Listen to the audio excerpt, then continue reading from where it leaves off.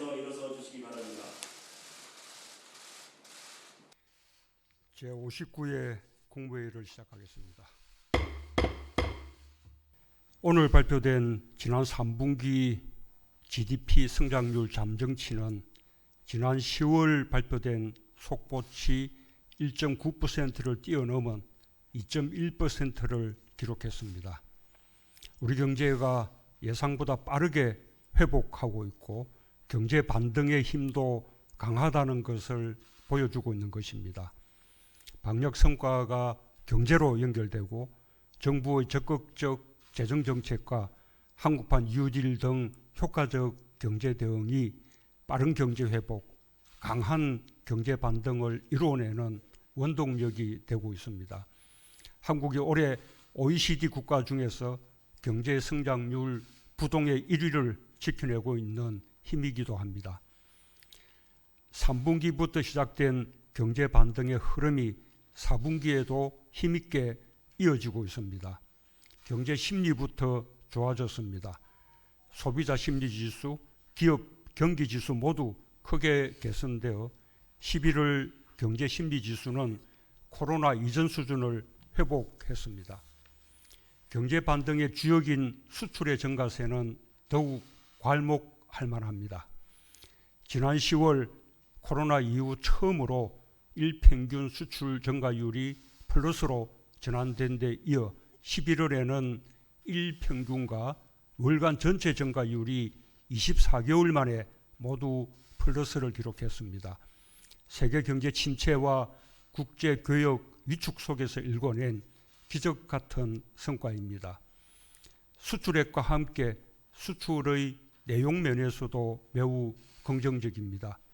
반도체, 바이오 헬스 등 신성장 분야와 경쟁력이 강한 IT 제조 부분, K-방역 제품과 비대면 유망 품목이 수출 반등을 이끌고 있습니다.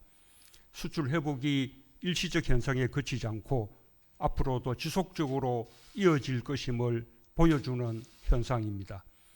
어려운 상황 속에서도 수출이 우리 경제를 성장시키는 견인차 역할을 할 수 있다는 자신감을 주기에 충분합니다.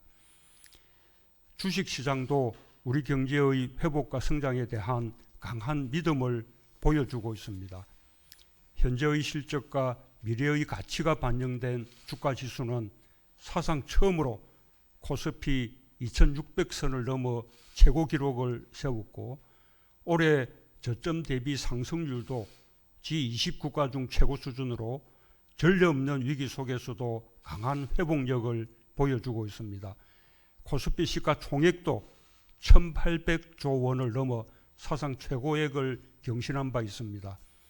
우리 경제의 현재와 미래에 대한 국내외 투자자들의 평가가 어느 때보다 긍정적이라는 것을 주가라는 객관적 지표로 확인하고 있는 것입니다. 특히 의미 있는 것은 개인 투자자들이 주식시장을 떠받치는 힘이 되었다는 점입니다. 어려운 여건 속에서 외국인과 기관이 주식을 파고 나갈 때 개인 투자자들이 동학 개미 운동에 나서며 우리 정시를 지키는 역할을 톡톡히 했습니다. 공매도 금지와 기간 연장, 증권거래세 조기인하, 주식 양도세 부과 기준 유지 등 정시 활성화와 개인 투자자 보호를 위한 정부의 노력도 보탬이 되었다고 생각합니다. 각 부처는 이런 긍정적 흐름이 확실한 경제 반등으로 이어질 수 있도록 힘을 모아주기 바랍니다. 경기 반등의 추세를 얼마 남은 연말까지 이어나간다면 내년 상반기부터 우리 경제는 코로나의 충격을 회복하고 정상 궤도로 진입할 수 있으리라 기대합니다. 각종 경제 지표들이 좋은 흐름을 보이며 우리 경제의 청신호가 켜지고 있는 시점에서 최근 코로나 재확산으로 경제와 민생이 다시 어려워지지 않을까 우려가 큽니다. 하지만 우리는 비슷한 고비를 넘으며 이겨왔습니다. 앞으로도 이런 상황이 언제든지 반복될 수 있고 내년에도 상황이 빠르게 호전되리라는 보장이 없습니다. 결국 방역과 경제, 두 마리 토끼를 모두 잡기 위해 총력을 다하는 길 외에는 다른 방법이 없습니다. 한 달밖에 남지 않은 2020년 모든 부처는 방역과 경제의 동반 성공이라는 목표를 향해 마지막까지 최선을 다해주기 바랍니다. 빠른 경제 회복, 강한 경제 반등을 위해서는 국회의 협조가 절실합니다.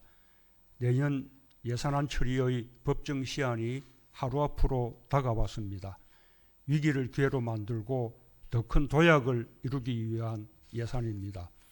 정부의 예산안 제출 이후 달라진 여러 상황을 고려하여 백신 물량 확보, 코로나 피해 맞춤형 지원, 2050 탄소 중립을 위한 선제 투자 등 추가적으로 필요한 예산에 대해서도 지혜와 의지를 모아주시기 바랍니다.